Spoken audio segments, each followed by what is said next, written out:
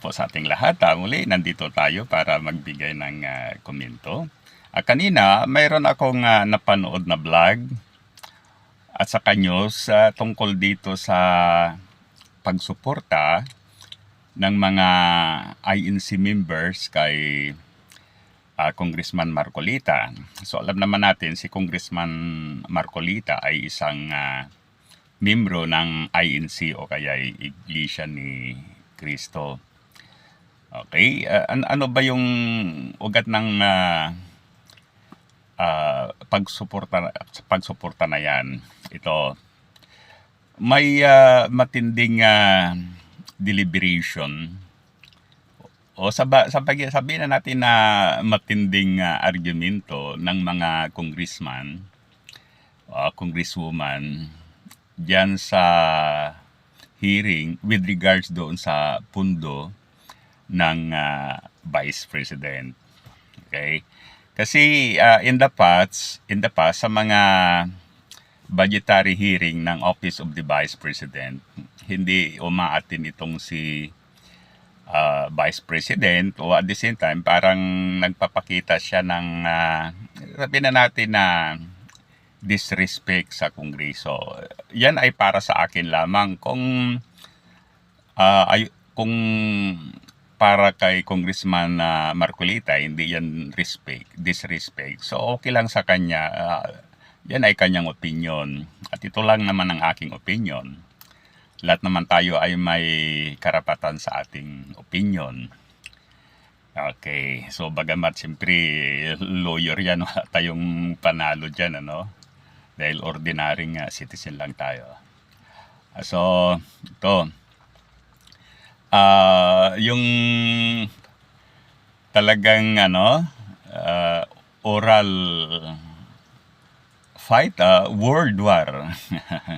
Okay, word hindi daigdig, world war ni Marcolita versus Paduan, Congressman Paduan niya, Abante, si Congressman Abante. So talagang grabe rin.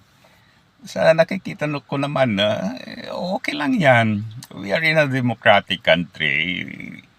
Talagang dapat ganyan ilabas ng mga lawmakers natin yung kanilang galing, yung kanilang idea para kung ano ang maganda. So yun ang yun ang maging basihan sa paggawa ng mga batas. Okay. Ngunit sa na yan, sa pangyayari niyan, so yun nga, may rinig akong news at vlog na parang nagbibigay ng statement of support ang INC kay Congressman Marcolita. So sa palagay ko okay naman yan. Dito sa Pilipinas, mayroon tayong religious freedom.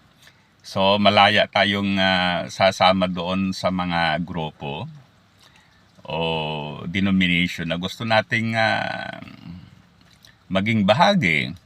At the same time, mayroon tayong freedom of expression. So ano man yung nasa isip natin with regards sa issues, so we are free to express them, Okay. Ngayon, okay yan. Okay yung ganyan mga kwan. So, kaya lang, ang nasasabi natin, parang it's sad na dito sa Pilipinas, historically, dalawa lang yung grupo na nagkakaroon ng tinatawag natin na unity voting. O una nga yung TOGC, kasi kung sino raw ang in-endorse ni Pastor Kibuloy noon, then yun ang ibinoboto. Ganon din dyan sa INC. Kung sino man ang in-endorse ng the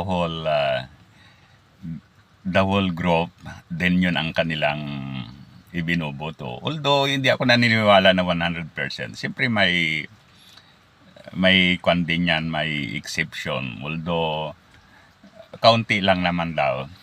Okay, so, maybe, ganon, ano.